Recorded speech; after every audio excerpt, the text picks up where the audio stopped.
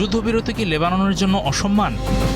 দেশটির প্রতিরোধ সংগঠনের সেক্রেটারি জেনারেল নাইম কাসেম আল মানার টেলিভিশনকে দেওয়া এক বিবৃতিতে এমনটি দাবি করেছেন। তিনি বলেন, তার গোষ্ঠীর একতরফা যুদ্ধবিরতি মেনে চলার কোনো কারণ নেই।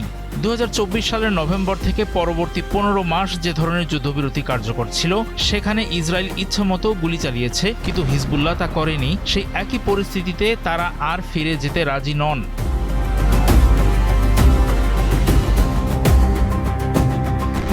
সেই মাসগুলোকে নাইম কাসেম এমন এক কূটনীতির অপেক্ষা হিসেবে বর্ণনা করেছেন যা তার মতে কার্যত কিছুই অর্জন করতে পারেনি। আর লেবাননের বর্তমান পরিস্থিতি সম্পর্কে তিনি বলেছেন, সারাদিন হাজার হাজার মানুষ দেশের দক্ষিণাঞ্চলে তাদের গন্তব্যে যাত্রা অব্যাহত রেখেছে। তিনি তাদের অনেকের সঙ্গে কথা বলেছেন। তিনি জানান, সকালে দক্ষিণ লেবাননের দিকে যাওয়ার রাস্তাগুলোতে যানজট স্থবির হয়েছিল, তবে বিকেলের দিকে উত্তরমুখী সড়কেও অনেক ভিড় দেখা গেছে, কারণ মানুষ তখন ফিরতে শুরু করেছিল।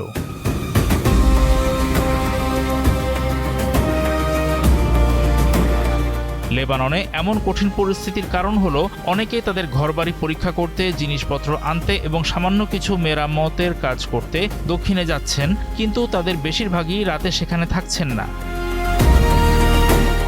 কারণ একটাই, যুদ্ধ পরিস্থিতি। এখন এই যুদ্ধবিরতি নিয়ে সাধারণ মানুষের মধ্যে এক ধরনের আশঙ্কা ও অবিশ্বাস কাজ করছে। এই কারণে অনেকে দক্ষিণে গেলেও রাত কাটানোর জন্য আবারও বৈরুত সহ বড় বড় শহর ও জনপদগুলোতে ফিরে আসছেন।